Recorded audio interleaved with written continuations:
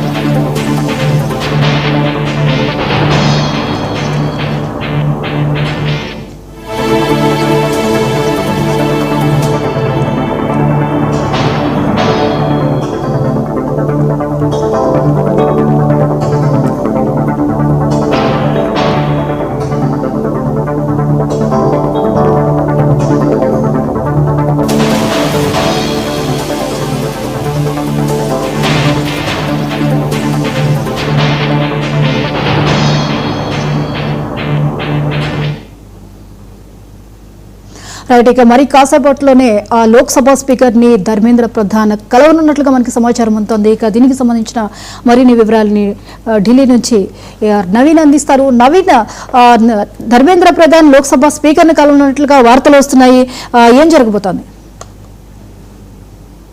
అంటే ఆ 2 రోజుల నుంచి కూడా పెద్ద ఎత్తున ధర్మేంద్ర ప్రధాన్ రాజీనామా చేయాలని చెప్పేసి డిమాండ్ చేస్తూ కాంగ్రెస్ జనతా పార్టీతో పాటు కాంగ్రెస్ పార్టీ అగ్రనేతలందరూ కూడా పెద్ద ఎత్తున ఆందోళన చేసినటువంటి పరిస్థితి జరుగుతుంది. అయితే ఈ రోజు ఉదయం లోక్సభ ప్రారంభమైనటువంటి మొదట్లోనే విపక్ష పార్టీలు పెద్ద ఎత్తున ఆందోళన కూడా చేశాయి. ధర్మేంద్ర ప్రధాన్ బాధ్యత వహిస్తూ రాజీనామా చేయాలని చెప్పేసి వారు డిమాండ్ కూడా చేశారు. కానీ పార్లమెంటరీ వ్యవహారాల శాఖ మంత్రి కిరణ్ రిజిజు స్పందిస్తూ ఈ యొక్క నీటికి సంబంధించినటువంటి లీకేజ్ పై కేంద్ర ప్రభుత్వం చర్చించేందుకు సిద్ధంగా ఉంది. ఎన్ని గంటలైనా సరే కేంద్ర ప్రభుత్వం ఈ అంశాలపై కూడా చర్చిస్తామని చెప్పేసి కిరణ్ రిజిజు కూడా చెప్పడం జరిగింది. కానీ కాంగ్రెస్ పార్టీ ఎంపీ కేసీ వేణుగోపాల్ మాత్రం ఇందులో చర్చించాల్సినటువంటి పరిస్థితులు ఏం లేవు, ఎట్టి పరిస్థితుల్లో ధర్మేంద్ర ప్రధాన్ బాధ్యత వహిస్తూ రాజీనామా చేయాలని చెప్పేసి కూడా వారు ఆ లోక్సభలో ఈ అంశాన్ని ప్రస్తావించినటువంటి పరిస్థితి జరుగుతుంది. దాని తర్వాత మధ్యాహ్నం 2 గంటలకి లోక్సభతో పాటు రాజ్యసభ 2 కూడా వాయిదాకు పడడం జరిగింది. ఈ నేపథ్యంలోనే కొంతమంది కాంగ్రెస్ జనతా పార్టీకి సంబంధించినటువంటి నేతలతోటి కేంద్ర ప్రభుత్వం చర్చించేందుకు సిద్ధంగా ఉన్నట్టు కూడా మనకి సమాచారం అందుతుంది. కానీ